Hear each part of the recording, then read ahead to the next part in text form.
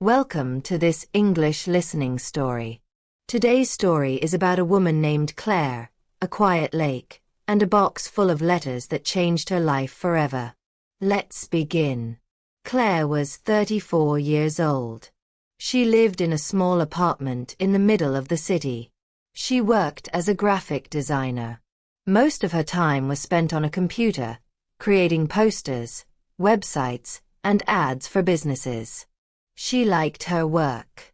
But life felt fast, noisy, and sometimes very lonely. Claire didn't have many friends. She wasn't married. Her family lived far away. She spent her evenings watching shows, scrolling on her phone, or just staring out her window. One day, her boss gave her a week off. "You've been working too much," he said. "Go somewhere. Rest." Claire didn't know where to go. She didn't want a crowded place. She wanted silence. She remembered a small lake her grandmother used to talk about, Lake Everwood. It was 2 hours outside the city. Her grandmother had lived near it when she was young. Claire searched online and found a little cabin for rent. No Wi-Fi. No TV. Just a bed, a kitchen, and a view of the lake. She booked it. When she arrived, it was already evening. The air smelled like pine trees. The water was calm. Birds sang in the distance. Inside the cabin, everything was old but clean. A wooden bed. A tiny stove. A small bookshelf. On the table sat a candle and a matchbox. She unpacked, made tea, and sat by the window. For the first time in a long time, everything was quiet. The next morning, Claire walked along the lake. She saw fish jumping, ducks floating, and sunlight dancing on the water. She felt peaceful. But also, something else. Like the silence was asking her a question. That afternoon, she found something strange. Behind the cabin, near a tree, half buried in the dirt, was a metal box. It was old, rusted, and locked. Curious, Claire took it inside. She cleaned it with a towel. The lock was weak. She used a spoon to open it.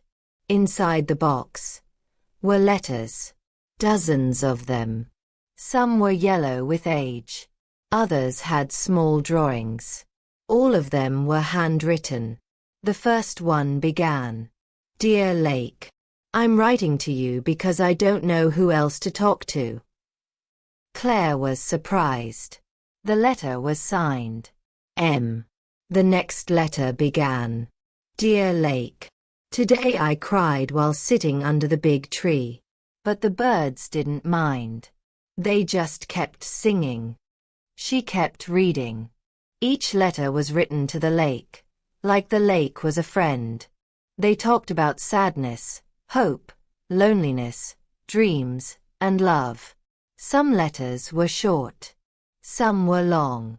One said, "Dear Lake, I fell in love today. I told him, and he smiled." Another said, "Dear Lake, I feel invisible in the world. But you still see me, don't you?" Claire read for hours. She forgot about time. At night, she lit a candle and read more.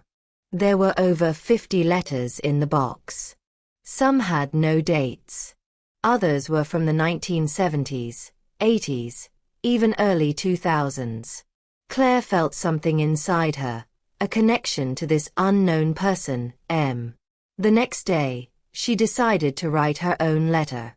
She sat by the lake, took out a piece of paper, and wrote, "Dear Lake, my name is Claire. I don't know who M is, but their letters found me. I feel lonely sometimes too. I smile in photos but cry in silence. Thank you for listening." She folded the letter and put it inside the box. Then she added a small rock on top. Each day after that, she wrote another letter. To the lake. To herself. To the silence. On her last day, she walked around the lake one more time. She felt lighter, like she had let go of something heavy. Before leaving, she put a note on the box. If you find this, maybe you need it. Write something. You're not alone. She closed the lid and left it by the tree, just like she found it. Back in the city, things were still busy. The noise returned. The pressure. The routines. But Claire was different. Every Sunday she wrote a letter, sometimes on paper, sometimes in her mind. Always to the lake. Months later, she got a message on social media from someone she didn't know. It said, "Hi. I was at Lake Everwood last week. I found the box. Thank you for your letter. I added one too. You're right. I needed it." Claire smiled. She wrote back, "Dear Lake, I think you're bigger than water. You hold stories. You connect people. Thank you." And maybe, someday, someone else will sit by the lake, find the box, and start writing. Because sometimes, we don't need answers. We just need someone, or something, to listen. Thanks for listening to this story. See you next time.